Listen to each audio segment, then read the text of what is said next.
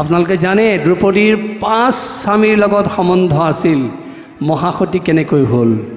গুণেৰে, চৰিত্ৰৰে, স্বভাৱেৰে।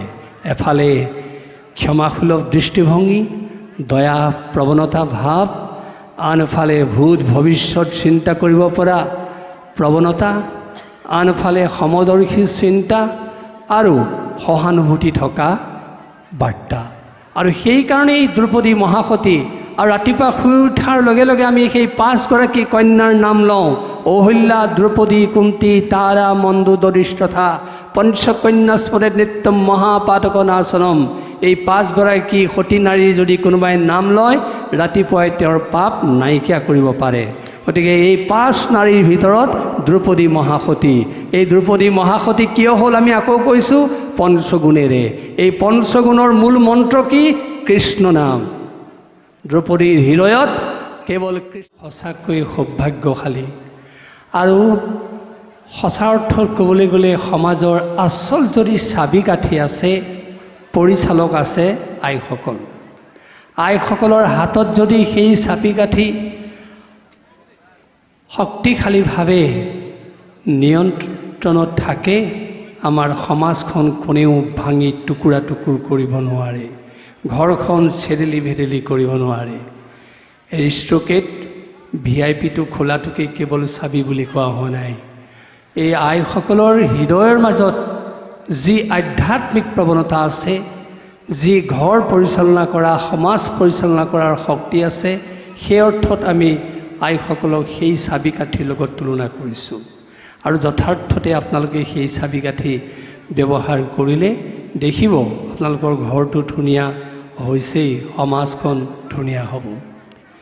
আপোনাসকলে আজি এই প্ৰখৰ ৰ'দকো ত্যাগ কৰি ইয়াত নাম গাবৰ কাৰণে বহি আছে, এইটোতো কম হেঁপাহ নহয়। আগৰ আমাৰ কয়, ৰ'দত যিকোনো মানুহে থাকিব নোৱাৰে।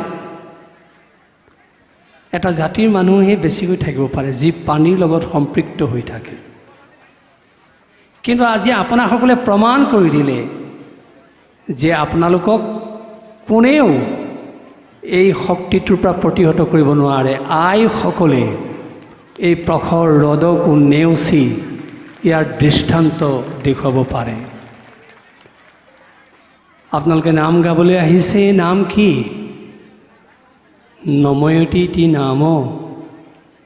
যি শব্দ শুনাৰ লগে লগে আমাৰ মনটো নমন হৈ পৰে, শিৰ দৌ খাই যায়, তনু মন সি নমন হৈ পৰে। তাকে কোৱা হৈছে নাম। এই নাম কি? নাদৰূপম পৰম জ্যোতি, নাদৰূপী স্বয়ং হৰি। এই নাদ শব্দ ব্ৰহ্মই নাম, আৰু এই নাম নাদ শব্দ ব্ৰহ্মই পৰম জ্যোতি, আৰু এই পৰম জ্যোতিয়ে স্বয়ং হৰি।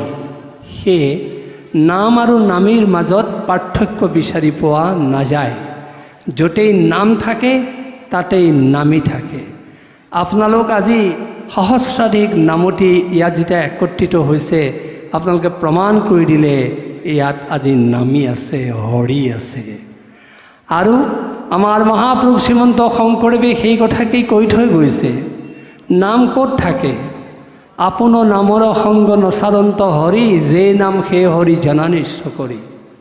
যে নামৰ থকাৰ নিৰ্দিষ্ট ঠিকনা নাই। য'তেই ভকতে নাম লয় তাতেই নাম থাকে, তাতেই হৰি থাকে। আৰু এই কথা আমাৰ মাধৱ পুৰুষে সুন্দৰকৈ এইদৰে প্ৰকাশ কৰিছে। মাধৱৰ নাম বৎস প্ৰায় ভৈল, ভক্তে তাংক লয়া জান্ত, বেদৰ ঈশ্বৰ হৰি ধেনু যেন তাৰ পাছে পাছে ধান্ত। অৰ্থাৎ গৰু পোৱালিটা যদি আগে আগে যায়, পিছে পিছে গাইজনী যোৱাটো অৱশ্যম্ভাৱী। ঠিক সেইদৰে য'তেই ভকতসকলে ভগৱন্তৰ গুণনাম কীৰ্তন কৰে, তাতেই বেদৰ ধেনুস্বৰূপ ঈশ্বৰ আহি সহ অৱস্থান গ্ৰহণ কৰে। সেয়ে নাম নামীৰ মাজত পাৰ্থক্য নাই। আৰু সেয়ে ভগৱান কৃষ্ণও নিজেই নাৰদৰ সন্মুখত সেই কথা কৈছে নাহং তিষ্ঠামি বৈকুণ্ঠে যোগিনাং হৃদয়ে নস মদভক্তা যত্র গায়ন্তী তত্র তিষ্ঠামি নারদ। হে নারদ, মোৰ অতি প্ৰিয় স্থান বৈকুণ্ঠ, মোৰ অতি প্ৰিয় স্থান যোগীৰ হৃদয়, কিন্তু মই এই প্ৰিয় স্থানবিলাকো কেতিয়াবা ত্যাগ কৰিব পাৰোঁ। কেতিয়া জানা? যেতিয়া মোৰ ভকতসকলে, মোৰ ভক্তসকলে মোৰ নাম লয়, সেই স্থানক মই অতি প্ৰিয় বুলি বিবেচনা কৰোঁ আৰু তাতেই মই অৱস্থান গ্ৰহণ কৰোঁ। সেয়ে আমি পুনৰ কৈছোঁ, আপোনালোকে আজি ভগৱন্তৰ নাম পবিত্ৰ সহকাৰে প্ৰতিকূল পৰিৱেশকো নেওচি ইয়াত গাবলৈ যেতিয়া আহিছে, ইয়াত ভগৱান বিৰাজমান হৈ আছে। আপোনালোকে ভালকৈ চকুকেইটা মুদি আপোনালোকে গম পাব, সঁচাকৈয়ে ভগৱান আমাৰ সন্মুখত বিৰাজমান। আৰু নাম লোৱাৰ লগে লগে যে আমাক মনটো নমন কৰি দিয়ে, সেই নমন শব্দটোৰ অৰ্থত সোমাই আছে বিনয়। মানুহৰ জীৱনত যেতিয়ালৈকে বিনয় ভাৱ নাথাকিব, তেতিয়ালৈকে মানুহৰ জীৱন শৃংখলিত হ'ব নোৱাৰে। আৰু এই বিনয় ভাৱৰ কাৰণে মানুহক লাগিব শিষ্টাচাৰ, এই বিনয় ভাৱৰ কাৰণে লাগিব মানুহক সততা, এই বিনয় ভাৱৰ কাৰণে মানুহক লাগিব শালীনতা, যাৰ যোগেদি মানুহে ঈশ্বৰ প্ৰাপ্তিৰ পথ প্ৰশস্ত কৰিব পাৰে। যাৰ হৃদয়ত কেৱল অহংকাৰ থাকে, সেই অহংকাৰ ভাৱেৰে ভগৱানক পাব নোৱাৰে। যাৰ হৃদয়খন অহংকাৰ শূন্য হয়, সেইজনে ভগৱানক অৱশ্যম্ভাৱী পাব পাৰে। তাৰ উদাহৰণ দ্ৰৌপদী। আপোনালোকে দ্ৰৌপদীৰ কথা জানে? দ্ৰৌপদীৰ কাহিনীৰ কথা শুনিছে? দ্ৰৌপদীক মহাসতী বুলি কোৱা হৈছে, দ্ৰৌপদীক যুগদ্ৰষ্টা এগৰাকী নাৰী বুলি কোৱা হৈছে। আৰু দ্ৰৌপদী সমাজৰ শক্তিশালী নাৰী। কিয় এই শব্দৰে দ্ৰৌপদীক বিভূষিত কৰা হ'ল? অৰ্থাৎ তেওঁ পঞ্চগুণেৰে সমৃদ্ধ আছিল, যাৰ কাৰণে তেওঁ মহাসতী হ'ল। সেই কাহিনীটো চমুকৈ কৈছোঁ। যিদিনাখন দ্ৰৌপদীৰ 5 পুত্ৰক শুই থকা অৱস্থাত অশ্বত্থামাই কাটি পেলালে, তেতিয়া দ্ৰৌপদীয়ে সেই কথা শুনি ব্যাকুলিত হ'ল, কান্দি কাটি বিভ্বল হ'ল। আৰু সেই মুহূৰ্তত অৰ্জুনে আহি তেওঁক সান্তনা দি ক'লে, শোভাননী, তুমি আৰু নেকান্দিবা, মই তোমাৰ আততায়ীজনক ধৰি আনিম আৰু তোমাৰ মন যোৱা মতে তুমি তেওঁক শাস্তি দিবা। এই বুলি কৈ অৰ্জুনে কৃষ্ণক ৰথত তুলি অশ্বত্থামাক খেদি গ'ল। আৰু পিছ মুহূৰ্ততে অৰ্জুনে অশ্বত্থামাক হাতে গলে বান্ধি পেলালে, আনি থকুচকে দ্ৰৌপদীৰ সন্মুখত পেলাই দিলে। আৰু দ্ৰৌপদীক ক'লে, তোমাৰ এতিয়া যিমান মন যায় তেওঁক তুমি শাস্তি বিধান কৰা, আৰু তাৰপিছত মই তেওঁক বধ কৰিম। তেতিয়া দ্ৰৌপদীয়ে কি ক'লে জানে? মেলা মেলা বান্ধ ইহানো দুখে উধাই দুগুণে জুই মোৰ। হে আৰ্যপুত্ৰ, তুমি তোমাৰ গুৰুপুত্ৰক যিদৰে বান্ধি আনিছা পশুবত, পশুৰ দৰে, মই কিন্তু এগৰাকী হৃদয় প্ৰাণা নাৰী হৈ এই দৃশ্য চাব নোৱাৰোঁ। তুমি তেওঁকতো বধ কৰিব নোৱাৰাই, এওঁৰ বান্ধটো খুলি দিয়া। আৰু কি জানা? তুমি যিজন গুৰুৰ ওচৰত অস্ত্ৰ শিক্ষা লৈছিলা, সেই গুৰুপুত্ৰক যদি তুমি বধ কৰা, তোমাক কৃতজ্ঞতাৰ দুখে স্পৰ্শ কৰিব।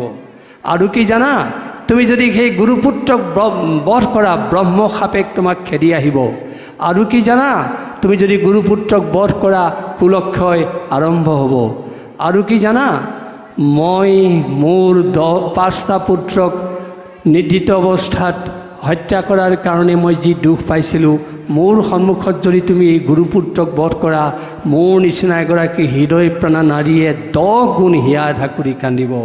মই যিহেতু হৃদয় প্ৰাণা নাৰী, মোৰ মাতৃত্বৰ সংজ্ঞা আছে, এই মাতৃত্বৰ সংজ্ঞাৰে মই কেতিয়াও প্ৰতিশোধ পৰায়ণী স্বভাৱ গ্ৰহণ কৰিব নোৱাৰোঁ। সেয়ে তুমি অশ্বত্থামাক খুলি দিয়া, বান খুলি দিয়া।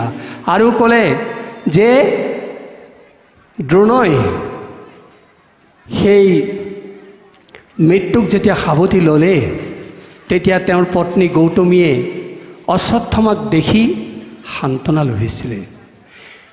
তেতিয়া দ্ৰৌপদীয়ে ক'লে, তুমি যদি এই মুহূৰ্তত তুমি অশ্বত্থামাকো বধ কৰা, তেওঁৰ সেইকণ সান্তনাও নোহোৱা হৈ যাব। সেয়ে তুমি কোনো কাৰণতে তেওঁক বধ কৰিব নোৱাৰা। এই পঞ্চগুণে সমৃদ্ধ হোৱাৰ কাৰণেই দ্ৰৌপদী মহাসতী। আপোনালোকে জানে দ্ৰৌপদীৰ 5 স্বামীৰ লগত সম্বন্ধ আছিল। মহাসতী কেনেকৈ হ'ল? গুণেৰে, চৰিত্ৰৰে, স্বভাৱেৰে। এফালে ক্ষমাসুলভ দৃষ্টিভংগী, দয়া প্ৰৱণতা ভাৱ, আনফালে ভূত ভৱিষ্যত চিন্তা কৰিব পৰা প্ৰৱণতা, আনফালে সমদৰ্শী চিন্তা আৰু সহানুভূতি থকা বাৰ্তা। আৰু সেইকাৰণেই দ্ৰৌপদী মহাসতী। আৰু ৰাতিপুৱা শুই উঠাৰ লগে লগে আমি সেই 5গৰাকী কন্যাৰ নাম লওঁ। অহল্যা, দ্ৰৌপদী, কুন্তী, তাৰা, মন্দোদৰী তথা পঞ্চকন্যা স্মৰেত নিত্যম মহাপাতক নাশনম। এই 5গৰাকী সতী নাৰীৰ যদি কোনোবাই নাম লয়, ৰাতিপুৱাই তেওঁৰ পাপ নাইকিয়া কৰিব পাৰে। গতিকে এই 5 নাৰীৰ ভিতৰত দ্ৰৌপদী মহাসতী। এই দ্ৰৌপদী মহাসতী কিয় হ'ল আমি আকৌ কৈছোঁ? পঞ্চগুণেৰে। এই পঞ্চগুণৰ মূল মন্ত্ৰ কি? কৃষ্ণ নাম। দ্ৰৌপদীৰ হৃদয়ত কেৱল কৃষ্ণ নাম আছিলে। আৰু সেই আমি আপোনালোকক আজি ক'ব খোজোঁ যে আপোনালোকে আজি ইয়াত একেলগে বহি দিহানাম গাব, কিন্তু তাৰ পিছতে যদি নামৰ তত্ত্বৰ কথা পাহৰি যায়, এই অনুষ্ঠানৰ সাৰ্থকতা নাথাকিব। আপোনালোকেও প্ৰত্যেকেই হৃদয়ৰ মাজত সেই কৃষ্ণ নাম তথা সেই কৃষ্ণ মন্ত্ৰ আপোনালোকে সাৰোগত কৰি লওক। দ্ৰৌপদীৰ দৰে মহাসতীৰ লক্ষণ লাভ কৰিব। দ্ৰৌপদীৰ দৰে ঘৰ চলোৱাৰ মূল শক্তি লাভ কৰিব। দ্ৰৌপদীৰ দৰে আপোনালোক সহনশীল হ'ব। দ্ৰৌপদীৰ দৰে আপোনালোক ভূত ভৱিষ্যতৰ অধিকাৰী হ'ব। আৰু যদি এনে গুণে সমৃদ্ধ হয় আইসকল, আমাৰ সমাজখন কিয় বিপথে যাব?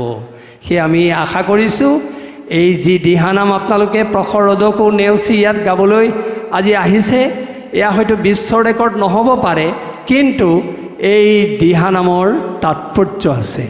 এই নামৰ যোগেদি অন্ততঃ আপোনালোকৰ এই শিৱসাগৰ, যোৰহাট, ডিব্ৰুগড় এই অঞ্চলত এই বাৰ্তা প্ৰবাহিত কৰিব পাৰিব যে আমি এনে শক্তিৰে বলিয়ান হ'লোঁ। এই শিৱসাগৰৰ ঐতিহ্যমণ্ডিত বৰ্ডিং খেলপথাৰত দিহানাম গাই, যাৰ যোগেদি আমি একত্ৰিত ভাৱ স্থাপন কৰিছোঁ, যাৰ যোগেদি আমাৰ ব্যভিচাৰ অপৰাধ প্ৰৱণতা নোহোৱা কৰিছোঁ, যাৰ যোগেদি আমাৰ সকলোৰে মাজত সেই ভাই ভাতৃত্বৰ ভাৱ আমি সজোৰেৰে বান্ধিছোঁ। সেয়ে আমি আপোনালোকক বিনীত আহ্বান জনাইছোঁ, আপোনালোকে সাধাৰণ দিহানাম বুলি নাভাবি সেই তত্ত্বৰে দিহানাম গাব আৰু ঘৰলৈ লৈ যাব।